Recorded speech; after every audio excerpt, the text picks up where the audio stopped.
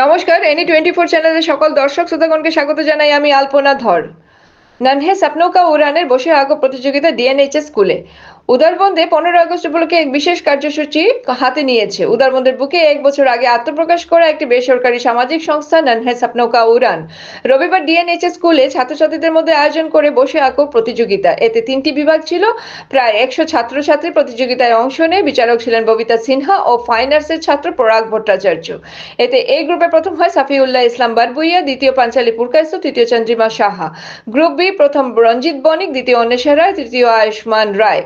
Group সিতে প্রথম তন্ময় সাহা, দ্বিতীয় দেবপ্রিয়া দেব, তৃতীয় দিবাকর সেন। পুরস্কার দাতা হলেন বিজয় সাহা, নিঠু রায় ও মুকুন্দ চক্রবর্তী স্বর্গতা মায়ের স্মৃতিতে। পরে এনি 24 এর সাংবাদিককে সম্পাদক শুভ্রজিৎ পাল তাদের উদ্দেশ্য ও কর্মপদ্ধতি সম্পর্কে বলেন। উদারবন ডিএনএইচএস স্কুল থেকে সাংবাদিক নিহার কান্তি রায়ের রিপোর্ট। এভাবে আরো খবর পেতে এনি 24 চ্যানেলকে সাবস্ক্রাইব ও ফেসবুক পেজটিকে ফলো করে আমাদের পাশে থাকুন। নন্হে স্বপ্ন কা উড়ান, আমি নিহার কান্তি রায় আজ তাদের যে বসে আঁকো প্রতিযোগিতা সিট অ্যান্ড ড্র সেটাতে উপস্থিত হয়েছি। এখানে উপস্থিত আছেন নন্হে স্বপ্ন কা উড়ানের সম্পাদক শুভ্রজিৎ। ওনাকে জিজ্ঞেস করব, আপনারা যে এই প্রোগ্রাম হাতে নিয়েছেন, আমি এনি 24 এর পক্ষ থেকে, শিলচরের পক্ষ থেকে নিহার কান্তি রায় আপনাকে জিজ্ঞেস করছি, এই যে প্রোগ্রামটা আপনারা করছেন, তো ছাত্রছাত্রীদের মধ্য থেকে কিভাবে প্রতিযোগী মনোভাব দেখছেন?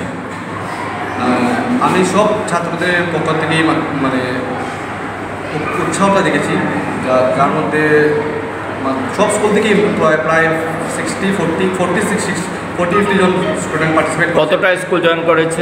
স্কুল 8টা-9টার মতো, আর সব স্কুল মিলিয়ে 350 জন স্টুডেন্ট পার্টিসিপেট করেছে, মানে এই ইন্টার স্কুল আর্ট কম্পিটিশন।